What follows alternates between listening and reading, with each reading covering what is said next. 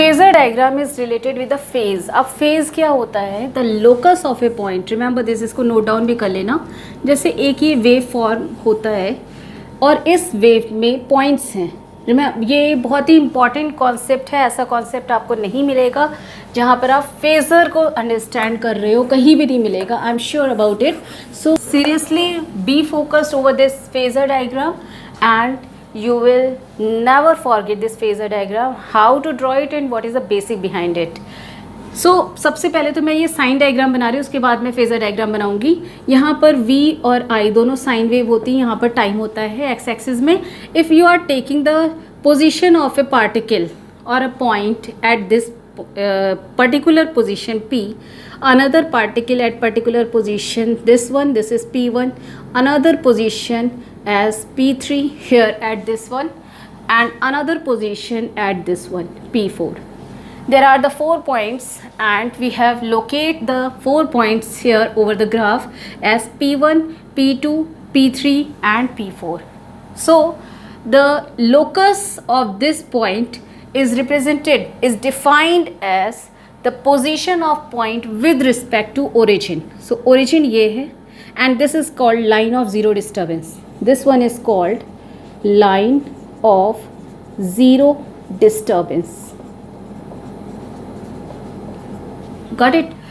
Now you can draw the locus here in this manner. This is also called position vector.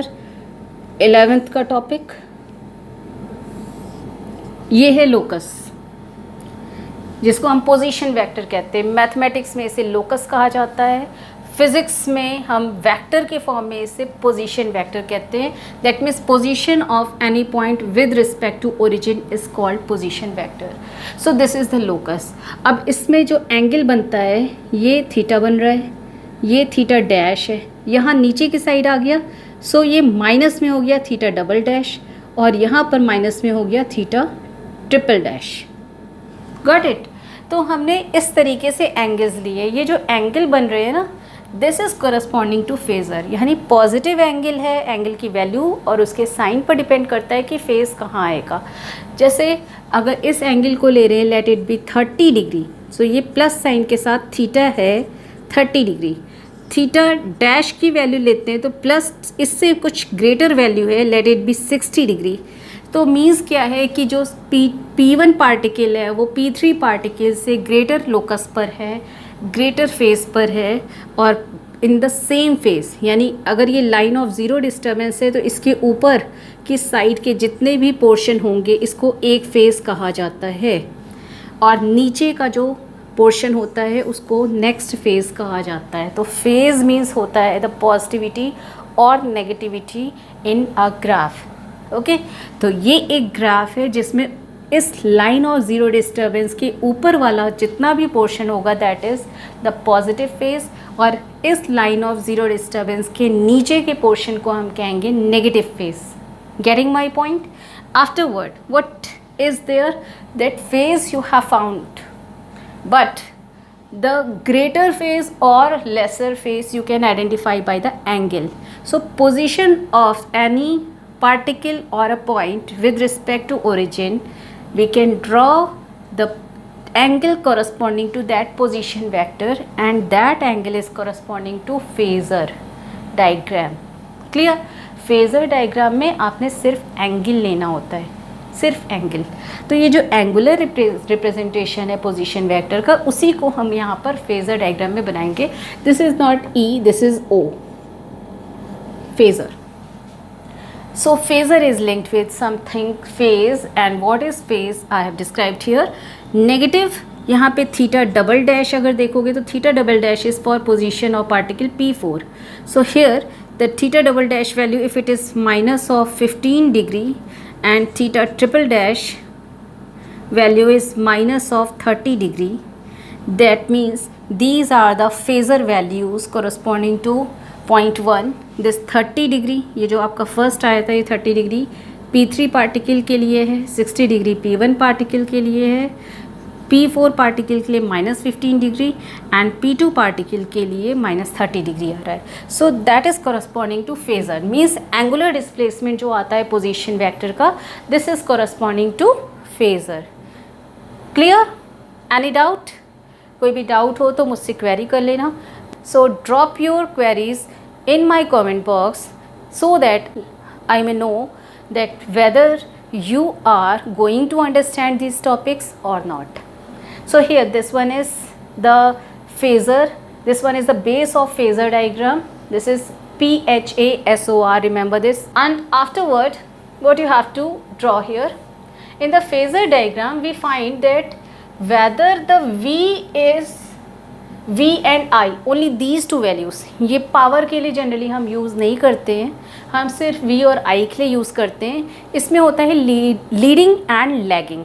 So if you are going to take the V value, so that means what कि phasor क्या identify कर रहा है कि V lead कर रहा है, V is leading over the I और I is leading over the V। यहाँ पर दो टर्म्स हम यूज़ करते हैं, लीडिंग एंड लैगिंग। तो फेज़र डायग्राम ये बताता है कि करंट और वोल्टेज में कौन लीड कर रहा है और कौन लैग कर रहा है। लीड मीन्स आगे जा रहा है और लैग मीन्स पीछे जा रहा है। तो V आगे जा रहा है कि I आगे जा रहा है, ये हमें फेज़र डायग्राम से पता चलता है। क्लियर? ये क्यों इम्पॉर्टेंट है? क्योंकि इससे हमें ये भी आइडिया एक लग जाता है कि which term is dominating, voltage is dominating और करंट इज़ डोमिनेटिंग। लीड कर रहा है तो कितने एंगल से लीड कर रहा है, अगर लैग कर रहा है तो कितने एंगल से लैग कर रहा है। तो क्योंकि दो ही वैल्यूज़ हैं तो ऑब्वियसली जितने एंगल से लीड कर रहा होगा उतने एंगल से दूसरी वैल्यू लैग कर रही होगी। So we can find out the values between, we can find out the angular difference between V and I, and then we can find the result that whether voltage is leading or current is leading. So here in the R circuit, the voltage value is represented by V naught sin omega t and current value is represented by I naught sin omega t. So you can see omega t, both terms are same. That means whatever be the theta value here, the same theta value we are getting for I. That means both are in the same angle. This is V and this one, ये angle, ये direction ऐसे arrow भी बनता है यहाँ पर, this one is I and both are at same angle from this line of zero disturbance. This is omega t which we can write as theta. Clear? दोनों के लिए ही आप देखो तो ये थीटा, ये टर्म क्या होता है? थीटा। सो दोनों के लिए सेम थीटा है। That means no one is leading, no one is lagging and both are running in the same phase. दोनों देखो लाइन ऑफ ज़ीरो डिस्टर्बेंस के ऊपर रहेंगे और अगर नीचे आते तो एक साथ नीचे आएंगे। नीचे आने का मीनिंग क्या है कि यहाँ पर साइन की वैल्यूज़ माइनस में जा रही हों, तब ये नेगेटिव साइन के साथ में होंगे। आपको पता है कि ये फर्स्ट क्वाड्रेंट में साइन पॉजिटिव होता है, सेकेंड क्वाड्रेंट में साइन पॉजिटिव होता है, थर्ड एंड फोर्थ में साइन की वैल्यूज़ नेगेटिव्स हो जाती हैं। तो अगर ये जो वैल्यूज़ हैं थीटा की वैल्यू अगर 180 से ऊपर जाती हैं तो उस समय क्या हो जाएगा कि यहाँ पर फेज़र डायग्राम इस क्वाड्रेंट में बनेगा। दैट मीन्स नेगेटिव वैल्यूज़ मिलेंगी। अगर यहाँ 270, this one is 90, this is 180, this is 270, this is 360 and 0.